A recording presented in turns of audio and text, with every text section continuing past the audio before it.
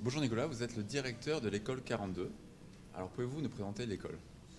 Voilà, présenter l'école 42. Donc, l'école 42, c'est une école qui a été lancée sur une initiative de Xavier Niel autour de la volonté de permettre à des jeunes qui ne sont pas forcément d'un cursus académique classique de s'exprimer dans le milieu du numérique parce qu'on pense qu'on manque de talent et que le système classique met de côté un grand nombre de talents dont on a vraiment besoin. Donc c'est ça, c'est un constat, on manque de talent. C'est clairement le secteur du numérique manque à peu près de 100 000, entre 100 et autour de 100 000 talents. Cette situation s'aggrave, c'est de pire en pire. À côté de ça, on a un certain nombre de jeunes qui finalement ne se reconnaissent pas dans le système éducatif et sont mis de côté. Et dans ces jeunes-là, on sait, par l'expérience, parce que dans le secteur numérique, il y a beaucoup de gens autodidactes qui ont très bien réussi, que de temps en temps, on a un certain nombre de gens qui passent à travers ces frontières et réussissent super bien. On sait que dans ce vivier de jeunes, il y a des gens qui ont un talent extraordinaire qui permettrait de développer fortement ce secteur, qui aujourd'hui est très en retard, puisque la France est 5e puissance économique mondiale et 20e seulement dans le numérique. Un chiffre qu'on rappelle assez souvent, c'est que s'il y avait autant... si le secteur du numérique en France représentait la même chose qu'aux États-Unis en pourcentage, il n'y aurait plus de chômage en France. Donc on est vraiment dans un secteur... En fin de compte, cette problématique structurelle de notre secteur du numérique à cause de la formation, parce qu'on manque des gens qui inventent, qui fabriquent les nouvelles idées. Si on avait autant d'idées en pourcentage de population qu'on avait aux États-Unis, eh ben, on n'aurait pas de chômage en France. Donc c'est quand même quelque chose d'assez marquant et d'assez important. Et donc l'idée de cette école, c'est de se dire comment on fait pour que des jeunes qui finalement n'ont pas été reconnus dans le système scolaire, parce que le système scolaire juge sur un certain nombre de valeurs qui, de notre point de vue, ne correspondent pas aux valeurs du secteur numérique, comment on fait pour ceux qui ont à la fois les valeurs du numérique, qui correspondent à nos valeurs, puissent émerger et réussir. Donc l'école 42, c'est cette espèce de... On va dire c'est un trait d'union, c'est une sorte de raccourci qui permet de rattraper des gens qui sont finalement pas reconnus aujourd'hui par la société pour les ramener dans un système dans lequel ils gardent leurs valeurs et leur identité dans le numérique, leur créativité, leur diversité, et ils ont les codes qu'il faut pour permettre de fonctionner avec les entreprises et aller vers des vrais travaux qualifiés.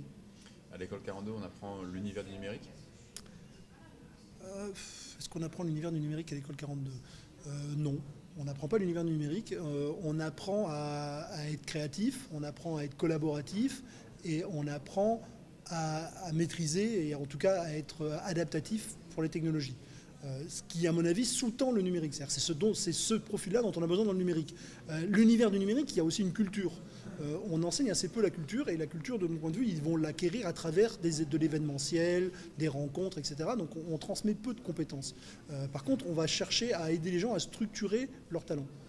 Je ne sais pas si je suis clair, mais c'est un peu complexe. Mais justement, quand on croise des étudiants à l'école 42, qui viennent de tout milieu, il y a une entraide, on crée un esprit d'équipe très fort. On a pu le ressentir quand ils m'ont parlé d'un hackathon, par exemple. Oui, on est dans une logique où on pense aujourd'hui que l'économie de demain est complètement collaborative. On pense qu'on ne fait que des œuvres collectives.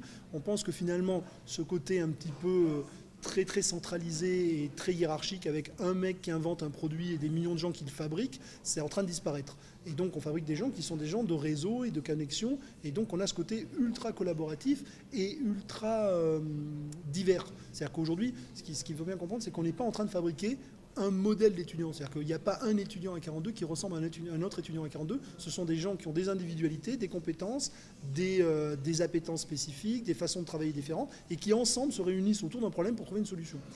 Et c'est vraiment ça aujourd'hui qui se passe dans le numérique. C'est-à-dire que c'est de la diversité des gens et de la complémentarité que se créent des œuvres collectives et pas de la normalité. Ce qui est le contraire finalement du système éducatif standard qui a tendance à fabriquer des individus normés. Quand vous prenez une école classique en France, elle a ce qu'on appelle un référentiel de compétences, c'est-à-dire un descriptif de l'individu, et son objet c'est de se rapprocher le plus proche de cet individu. C'est presque une usine à humains, si vous voulez. Ça fabrique, à la sortie, on est une sorte de moule, et on essaie de sortir des gens qui se ressemblent le plus possible. Et c'est vraiment la quintessence d'une école aujourd'hui, c'est de fabriquer des gens qui sont le plus proches possible du modèle idéal qu'ils ont fabriqué de l'étudiant ou du futur employé. Alors que nous, on pense qu'au contraire, la richesse se crée par la diversité. Plus les gens sont différents, plus on crée de nouvelles idées, plus ils vont pouvoir s'adapter. Parce que la question n'est pas on n'est plus dans un environnement figé. Ça marchait bien quand vous étiez dans un environnement très figé. Vous aviez un responsable d'usine, un responsable de chaque secteur, parce que c'était figé. Maintenant, l'univers économique, il change tous les jours. Donc votre équipe, elle a une valeur à un instant donné, mais dans sa valeur à cet instant donné, il y a aussi sa capacité à changer quand l'environnement va changer. Et ça, sa diversité, sa forme, sa complexité, la différence des gens, eh ben, c'est une richesse qui n'est pas forcément immédiate, mais qui est prête, potentielle pour demain, et le demain, il arrive. C'est-à-dire que dans le numérique, c'est tous les jours que ça change. Ce qui n'est pas le cas forcément dans un secteur industriel plus classique. Donc on a besoin de cette richesse et on a besoin de préparer nos étudiants à cet environnement. Alors on a compris que la norme, c'était pas vraiment ce que vous cherchez, mais alors quels sont les critères pour qu'un étudiant puisse avoir accès à l'école 42 ? Les critères qu'un étudiant ait accès sont assez simples. Le premier, c'est d'abord qu'il soit intéressé et passionné par le secteur du numérique. Je dis bien le secteur du numérique parce qu'on n'est pas cloisonné à une seule activité. On est vraiment sur l'ensemble du numérique, c'est-à-dire la programmation, le réseau, les télécoms, le business model, le travail collaboratif, tout ce qui fonctionne là-dedans. Donc ça, c'est vraiment la première chose. Il faut une appétence forte. Beaucoup de gens sont surpris. C'est une école qui est très atypique, par contre qui est extrêmement demandeuse en investissement. Les étudiants travaillent entre 70 et 90 heures par semaine dans l'école, et quand j'y travaille d'ailleurs c'est pas la réalité, ils s'amusent, c'est-à-dire qu'on est dans un lien éducation, plaisir, travail, plaisir, on participe, c'est-à-dire que je disais le travail c'est un jeu pour adultes, donc les étudiants ils sont dans un modèle où ils s'éclatent, mais par contre ça prend du temps du coup, donc il faut ce côté passion est vraiment un élément de base constitutif de la structure. Après, la deuxième étape, ça va être, on va chercher des étudiants qui vont être, j'aurais tendance à dire, suffisamment peu formatés pour pouvoir être suffisamment capables d'apprendre. C'est-à-dire qu'aujourd'hui, malheureusement, le système tel qu'il est, il va fabriquer des gens très formatés qui ont perdu, en fin de compte, leur capacité à inventer. Naturellement, tous les enfants sont très imaginatifs, très innovants, et petit à petit, le système d'éducation, la société en général, va normaliser, va lui apprendre qu'il ne faut pas faire des trucs qui ne sont pas prévus, va lui apprendre que quand il a une idée, il ferait mieux de la garder pour lui, parce qu'on va globalement dans une classe, quand un gamin sort un truc un peu décalé, bah forcément il va se prendre une réflexion, il va se faire humilier par le groupe, et donc on va le normaliser. Donc on cherche des gens qui finalement ont été assez peu abîmés par ce système, de telle sorte qu'ils puissent apprendre à fonctionner dans un système qui est lui ultra mouvant, dans lequel les règles du jeu ne sont pas forcément définies. En fin de compte, on cherche des gens qui vont être des pionniers.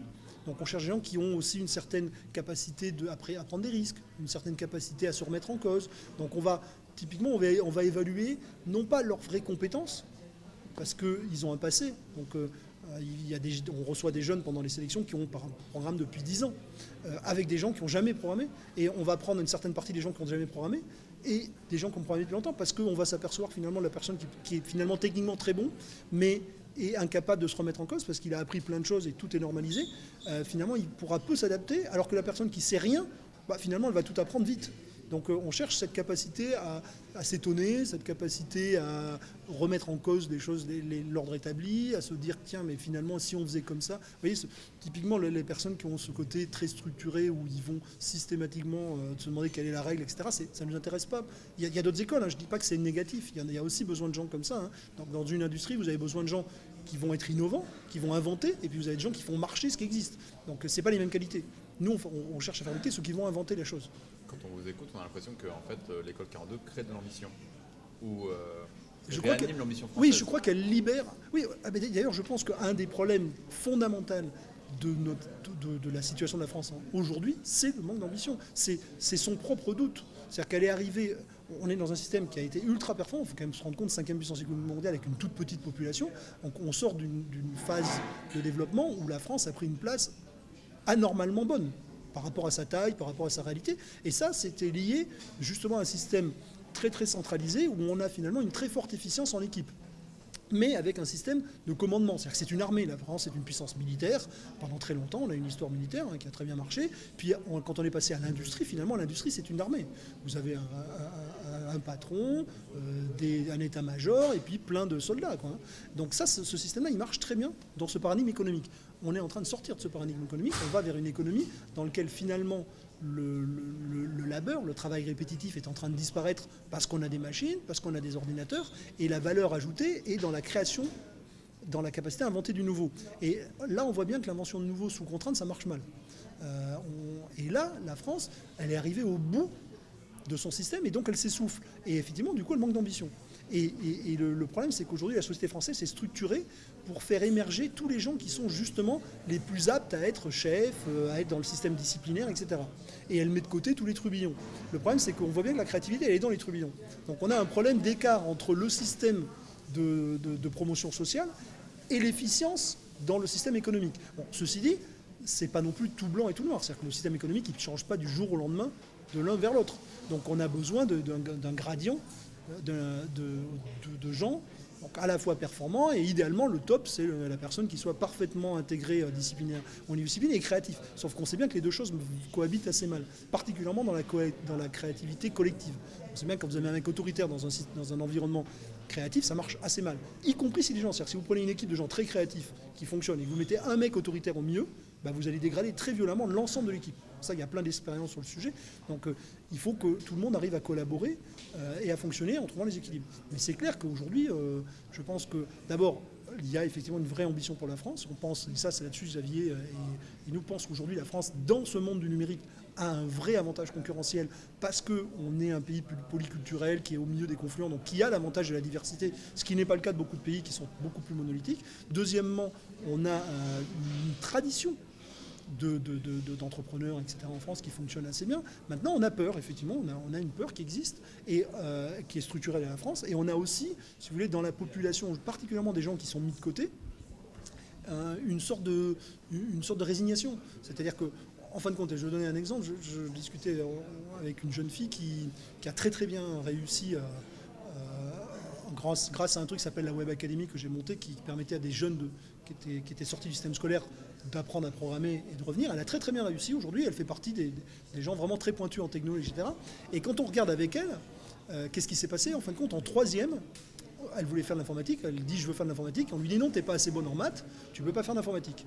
Et du coup, elle se retrouve à faire de la bureautique, et ça la fait chier, elle arrête, et elle se retrouve vendeuse, elle fait plein de petits boulots, elle fait n'importe quoi, etc. Et puis elle revient par la Web Academy, 5 ans après, et là, elle apprend à programmer, et elle réussit super bien. Donc elle a le talent.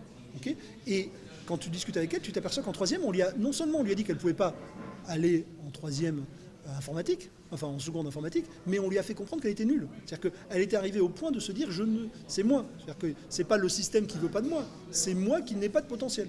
Et donc on dégrade non seulement on leur donne pas la chance d'aller vers où ils veulent, mais on leur empêche aussi l'espoir du reste. Et c'est ça qu'on est en train de tuer. C'est-à-dire que là, on est en train d'essayer de restaurer des gens en disant, les gars, si tu bosses, okay, que t'en veux, bah, tu peux y arriver. Voilà. C'est tout. C'est assez simple. Et c'est pour ça que vous voyez des étudiants qui ont la foi, parce qu'ils voient des copains à eux qui montent des startups, qui vont travailler chez Google, qui participent. Alors qu'avant, on leur disait, bah, toi, tout ce que tu peux faire, c'est juste aller faire des métiers qui n'intéressent pas. Je ne veux pas dégrader les métiers, mais tu vois, la fille qui faisait des petits boulots à droite à gauche où elle n'avait pas d'avenir, pas de perspective, et surtout elle te faisait chier. C'est même au-delà du côté, je dirais, financier et trucs, c'est simplement que tu n'as pas l'impression de contribuer aux choses. Quand tu te retrouves chez Google à faire un truc qui va être utilisé par des centaines de millions de personnes, tu as l'impression de contribuer au monde. Voilà. Et c'est leur faire comprendre qu'il y a un chemin pour ça.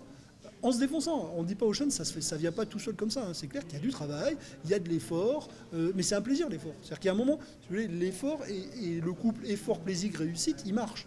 Mais encore faut-il que de temps en temps, il y ait de la réussite. Quoi. Il faut avoir l'espoir de la réussite. Quand on te dit toute la journée t'es nul, de toute façon tu ne sers à rien, forcément au bout d'un moment ça pèse sur le moral. Quoi. Donc pour entrer à l'école 42, il faut venir avec de la volonté. Oui, il faut venir avec de la passion. C'est vraiment, je pense, plus important que la volonté, parce que finalement, la volonté, elle vient toujours de la passion. Je pense que, objectivement, il y a des gens qui sont très opiniâtres.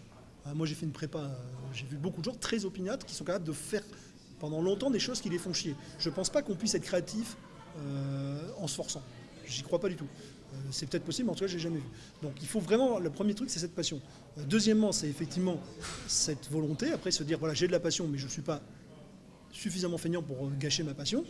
Et il faut être ouvert, être capable, agile, être capable de changer, être capable de se remettre en question surtout, parce que le plus dur, c'est que finalement, on les prend, ils ont 20 ans, hein, donc ils ont appris plein de choses, il faut qu'ils soient capables d'accepter de les faire.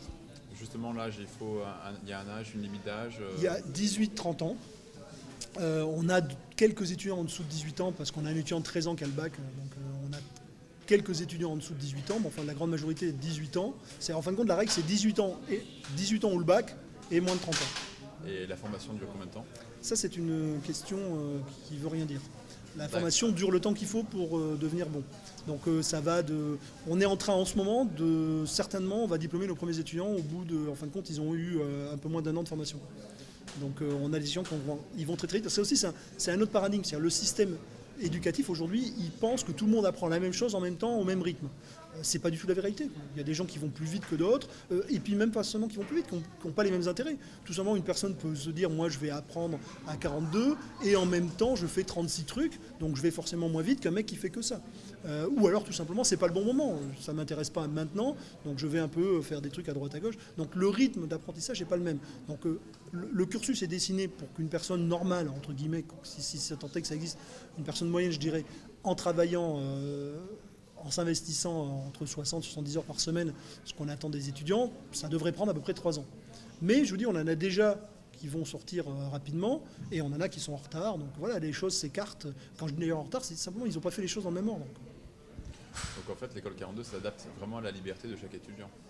Oui, je pense qu'il faut voir l'école 42 comme un framework de développement. Un petit peu comme si, il faut imaginer que vous faites comme un parcours du combattant. C'est-à-dire qu'en fin de compte, il y a des ateliers avec des exercices, et vous faites les trucs dans l'ordre que vous voulez, jusqu'à que vous arriviez à passer. Parce que l'objectif n'est pas d'arriver avec une liste de connaissances ou une liste de compétences. L'objectif est de tirer le meilleur de vous-même pour après le mettre au service d'autres causes.